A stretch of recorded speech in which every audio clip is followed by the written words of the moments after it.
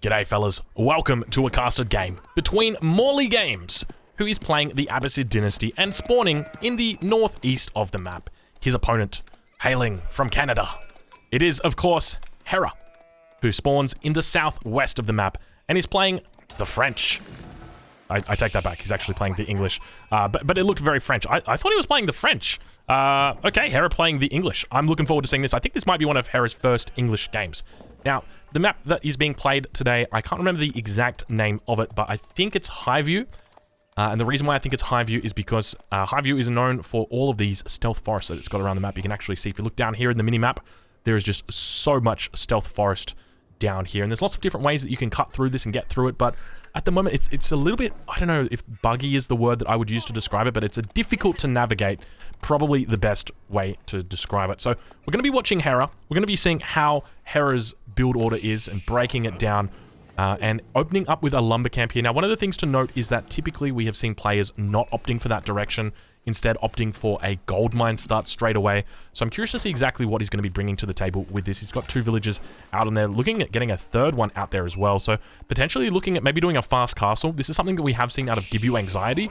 So for anybody unfamiliar with Give You Anxiety, he is one of the best Age of Empires 4 players at the moment.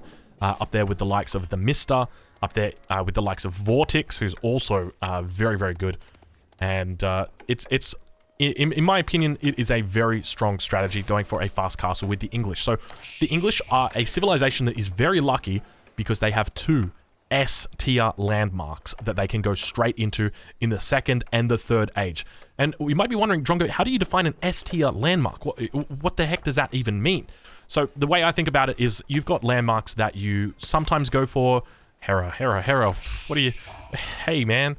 That's some long distance mining. Okay, he's realized. Dropping down the mining camp. So an S-tier landmark is a landmark that you would go for 100% of the time. But in addition to being a landmark that you go for 100% of the time, or 99% of the time, I should say, it's also just by itself a very good landmark. So, as an example, the English.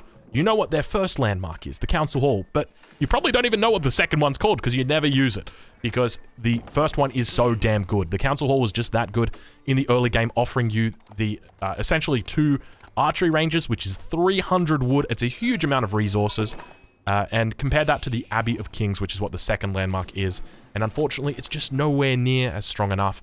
The second landmark that they've got that's an S-tier landmark is the King's Palace.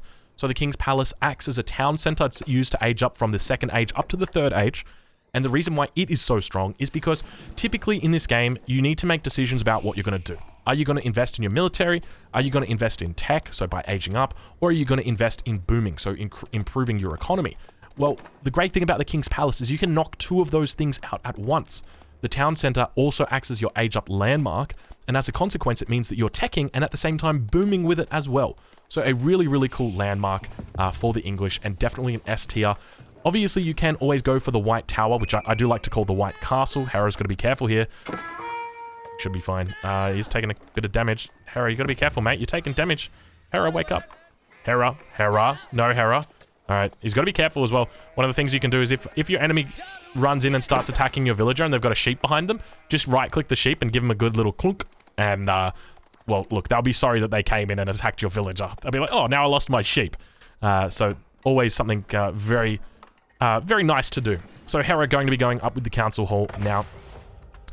Dropping a mining camp out here on this stone mine. So one of the things to note is that when it comes to villagers building mining camps, or in fact any buildings at all, there are mitigating returns on villager production when it comes to making buildings. So what does that mean? That means that if you've got 2 villagers, right, and they build 2 barracks, each separately, okay, they're going to take 30 seconds each. It's going to take you 30 seconds to build 2 barracks. But if you get those 2 same villagers and queue them up to build 2 barracks together, it's not going to take 30 seconds for them to build both of those, because they're going to start working on the first one, but they're not going to be working at double speed on that one. So you lose construction rate the more villagers you have on there. And so the point I'm trying to establish with this is that the most efficient way to actually do this is to send 1 villager out in advance. Come out here, ideally about 20 seconds. I think that's what it takes to build a lumber camp or a mining camp. Yes, 20 seconds. So you would send a villager out 20 seconds in advance of wanting to expand out here, and then you would begin, then 20 seconds later, you would send the remaining villagers out, and they would all begin chopping that, or cutting that stone, mining that stone rather, at the exact same time. And then that way, you're not going to be sort of stacking up all those villager seconds into building a mining camp that could have been much more efficiently built with a single villager. So let's go take a look over at his opponent. Morley Games now on the other side of the map, going to be dropping down a stable nice and early, going up with the economic wing. You can see right there, he's added that one, a beautiful economic wing to his House of Wisdom. Going to continue gathering up resources. You can see his macro right here is actually looking pretty darn decent. Going to be opening up double stable. And I do like this. I think this is a great opening against the English. Against the English, typically you can expect they are going to have that council hall. And by going for that council hall, it basically means that they're going to be making longbows. It's almost a guarantee that there's going to be longbows. And, you know, your archers in low numbers are going to be dealt very effectively with by those longbows. So do you really want to open archery range? You definitely don't want to open barracks, because then your spears are just going to get countered by those longbows. And now we see Hera already dropping down a town center very quickly into the game. A 6-minute, 12-second town center for Hera. Definitely not the fastest town center I've ever seen, but still a pretty decent time, a respectable time for Hera. And I'm confident that he'd be able to bring this down. I think the fastest I've seen out of any player. I know earlier tonight I got a 450 town center that I dropped down, so I'm confident that he can do that. But this is a great position for his town center, and the reason why is he's on 2 hunts. Absolute insanity. Gonna have plenty of hunts here. He's built it a little bit away from the tree line as well, so there's not gonna be any sneaky raids coming up on him. Keep in mind with this town center, it's not gonna be able to see into this stealth forest. If he builds an outpost here, he's gonna be able to see over this area, but unless he does that, he is not going to be able to see that. So now, going straight onto the hunts. Keep in mind that in Age of Empires 4, hunts do gather faster than sheep, than berries, than farms. So you want to be going for these hunts, and if possible, you want to even be going for these boars. You can see them right here. Now, keep in mind, with the boars, you can't lure them too far. This boar would probably be able to get lured out to maybe about here. I think you could probably get it, but then it would just run back. So you could definitely bring that boar all the way in, so to relative safety in here. So a pretty decent spawn for Hera as well. Going to be moving out with a scout. Still no raid coming in just yet from his opponent. Now, we did see that earlier Morley was going for those double stables. So we'll check in on him and see what he's up to. Double stables still down, but going to be coming in now with a raid. 5 horsemen looking to put in on a little bit of damage. Now, Hera should be aware because he hears that bell. When you hear that bell, you know that something is up. All of those 10 villagers do make it inside without really copping too much damage. No textiles upgrade at the moment for Hera, but keep in mind, this town center, it can only hold 10 villagers, and it's something to remain cognizant of, because as more raids come in throughout the game, and the villager numbers around here get up to 10, 11, 12, 13, 14, you're going to be leaving friends outside of the town center, and so you're going to be very careful. Ideally, you want to be sending a villager back. Once you reach that all-important 10 villagers out here, you want to leave those 10 villagers on these hunts, and then all the other villagers would just come back over here to the lumber camp. We can see that he's actually beginning to build up some spears. So this is definitely the right choice from Hera. One of the most common compositions that we do see out of the English is spears, longbow, spearman, longbow. So now I'd like to see maybe drop down another lumber camp as well. Whoops, I apologize. I don't know why it does that. I'm going to try and determine what causes that. That was, yeah, I don't know what it does or how that works. I don't know. You guys saw that, right? Where, you know, we were watching and it just sort of went up there. Horsemen now going to come in, picking up the first villager. Second villager going to get taken down as well. More villagers going to be in here. Hera does have spears. They're going to be working their way over now. A couple of spears actually in there already getting in on the action, but more villagers going to be going down here. Looks like there's at least 3 villagers that have gone down. A 4th one going to be going down on the gold mine. 75 HP is not how much HP he's got. He needs that upgrade, that textile from the town center. Still not in just yet. Hera losing a lot of villagers here. Spears getting in, doing a little bit of the Superman stab, but managing to repel it. And you can just see that town center just absolutely peppering in those shots. So a little bit of a late reaction there from Hera. One of the things I think that would really help him out in this position is just a nice little wall across here. He could go that way, or he could come down across like this as well, would be very nice. But this is probably the way you want to go, and then begin walling out towards this section. That's going to prevent any further raids from really coming in.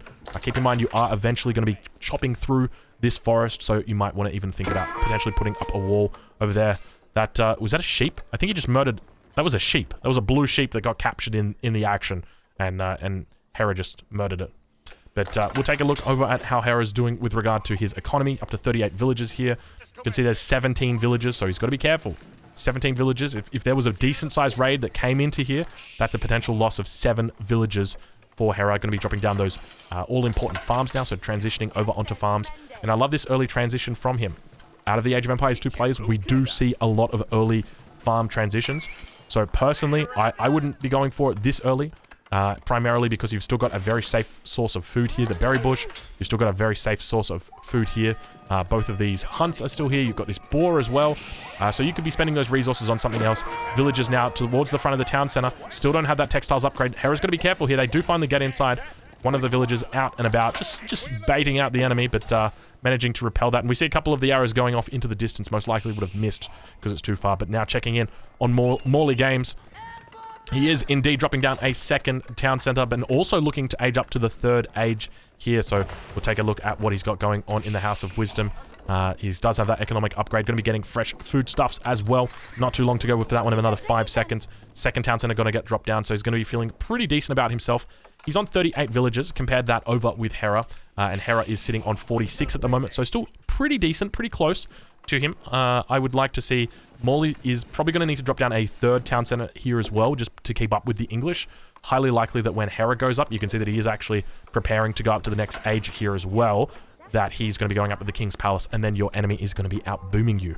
So you've got to be careful. So I would even like to see Morley potentially go for a 3rd or a 4th town center once he gets that age up.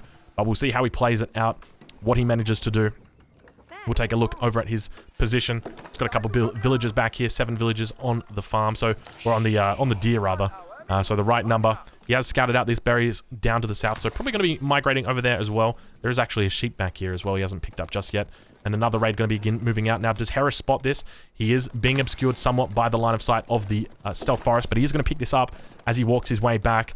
Going to just be shadowing, as I like to say, shadowing back towards it. Age up now, going to be coming through for Hera as well. Moving the spears out. Let's see if they get any of those Superman spikes off. I love the way they do it. They throw their spike forward, and there's like one knee that comes forward. One of the legs goes back, and it sort of looks like a Superman punch, but they're holding a giant spear. That age up now, going to be happening for Hera. Going to be dropping down that King's Palace. So as we talked about here, this is another S-tier landmark for the English. You almost always want to be dropping this landmark down. So incredibly strong. Another raid now going to be coming in. Hera's got to be careful. That town bell goes off. Going to alert him. Going to let him know that the raid is incoming. Spear's going to be able to connect. Looking to get a couple of pokes in. They managed to get off one. First horseman going down. Second horseman probably not going to be going down. Hera needs to keep villagers garrisoned in here. Looking to pick fights with the spears, and not the right move right there from Morley Games. Morley Games now looking to run around the base. Going to be potentially picking up a villager here. Any textiles? Still no textile upgrade. We see, look at those spears, getting their spears into action. Everyone really throwing their back into it right there and pushing Morley Games out. I don't think any villagers were lost in the making of this film at this point. But Hera now beginning to pull ahead in score. Villager lead is up to 57. Going to have that 3 TC advantage. Dropping down a couple more barracks as well. We'll check in with Morley and see how he's doing. He's going for a blacksmith. Hera now reaching the castle age. He's got those two town centers down at the moment, but nothing else really, and he's going to be aging up here with the military wing, so the correct choice. In the mid-game, I would like to see Morley switch to an archer composition, rather. But he is playing the Abbasid, so it could be, he could look to do some camel composition as well. So that is definitely something to look out for. Actually dropping down double archery range, so this is exactly the play that he needs to be making. Switching into, you could probably even go for a full camel composition if you wanted to. Maybe just a few knights as well. Hera going to be scouting that out. He's going to know exactly what is up. His scout is up here on the front line, but keep in mind, Hera is now beginning to build up a significant lead. About 500 points. I say that, but Morley Games has just aged up, and his score is caught right back up, so never mind that. And don't these town centers start to look really, really beautiful once you reach the 3rd age? These stone ruins, I was going to say, these stone roads starting to occur around the town center. Those towns really starting to look nice. Not that they didn't look nice in the 1st or the 2nd age. I love it when the farms get in. Whenever I'm doing my thumbnails, I'm always looking for lots of farms because they've got that beautiful color in there. Very nice for the eyes to look at. Now more spears going to be coming out. And do we see some potential men-at-arms here? Here's a spear upgrade. I would love to see men-at-arms out of Hera here. Especially because he had that little bit of a timing window against his enemy, but I think the primary choice here is just going to be a longbow mass, a large amount of spears, and springles. I think if he does that, he is going to be in a decent position. Maybe even a mangonel or 2. He's going to be absolutely fine against the composition that his opponent can throw. Ideally, as the English in this matchup, you want to avoid making any forms of cavalry, just because your cavalry is always going to be trading off worse than your enemy's cavalry. And the reason why is because of these camels. So the camels, for the Abbasids, have got a bonus, a little bit of a buff, an aura. Camels cause horse cavalry units to deal 20% less damage. So very specific there, horse cavalry. So elephants are considered cavalry units, but they're not horse cavalry, they're elephant cavalry. So this doesn't affect them. It doesn't affect camel cavalry either, but it does affect horses. So if you make knights, if you make any horse archers, if you make any horsemen, if you make absolutely any horse cavalry, it is going to affect you. It's going to reduce your damage down by 20%. And you need to be thinking, like, okay, if your damage is being done, you know, if you're doing 20% less damage, do you really want to be making those units when you could be making something else? And look, there are times where you feel like you're going to need to make those units. Like if you're playing into an archer composition, maybe you do need to make knights. But there are other answers to those compositions. As an example, you can go for mangonels. And then if your opponent is at the same time, you know, you're going mangonels, maybe your opponent goes into springalds, well then you can counter springalds with your own springalds. So definitely something to consider. Really decent economy now for Hera. We can see the transition beginning to farms. He's sitting up at about 1,300 wood. So going to be able to afford a total of 40 farms with that much wood. You'll find a very difficult time trying to actually put all of these down. But economy at the moment up to 86 villagers. Plenty of villagers in queue at the moment as well. We see right there he's got a villager in each town center being queued up. We'll check over in with his opponent. Opponent's still only on that 2 town centers. And he's got to realize that his enemy has gone up with that town center. And it means that he does need to match him because we see that he's only on 67 villagers. So being outscaled now by about 20 villagers at this point. A significant amount. And I really feel like really Hera is just in a significant lead despite the score not really reflecting that. Hera's in a very decent lead here. He's got the composition advantage. He definitely has the economic advantage. And now he's got the ram advantage. And you guys know exactly what I think about rams when it comes to these bad boys. They are, how do you say, a little bit spicy. They are, they're very fun. So Hera looking for a bit of a timing push here. Going to be pushing into his enemy's base now. Undoubtedly, he does spot out the landmarks here. Probably just going to be going after the military production buildings at this point, but a little bit of a raid potentially coming down here. And take a listen to those voices. They're whispering because they're in the stealth forest. But now they're talking because they're out. They're looking for a raid. Hera, got to be careful. First villager going to go down. Second villager going to be going down. Another raid happening right here. Morley Games really putting on the APM. Hera in a bit of a difficult spot. No spears over here. Managing to spot those villagers and bring them back in. 10 villagers in the town center here for Hera as well. No armor on these camels. Keep that in mind. They've got high HP, low armor. And now the death push begins from Hera. 4 rams. He's going to be focusing down these military production buildings. We see him actually splitting these rams off. We've got 1 ram on each building, and this is exactly what he needs to do. This is going to avoid any potential issues from his opponent, you know, beginning to build up. But now Ram's going to be coming over onto this town center, going to be focusing it down. Morley at the same time now going to be running back to his base. Realizes he might be in a bit of a difficult spot. Doesn't have that decent mass of archers that we talked about that he needed. And without those archers, he's going to have no real answer to the longbows of his enemy. He's going to try his best. He's got camels out, but keep in mind those camels not going to be effective against infantry. Nowhere near as effective as they are against cavalry. Town center is going to fall for him. A little bit of a scuffle going to be happening. Villagers managing to go down. He's got to get spears over on top of these camels to very effectively counter them. 2 archery rangers at the front now going to be going down as well. And Morley taking it a pretty decent chunk of change right here, unfortunately. Means Hera is in a very decent spot.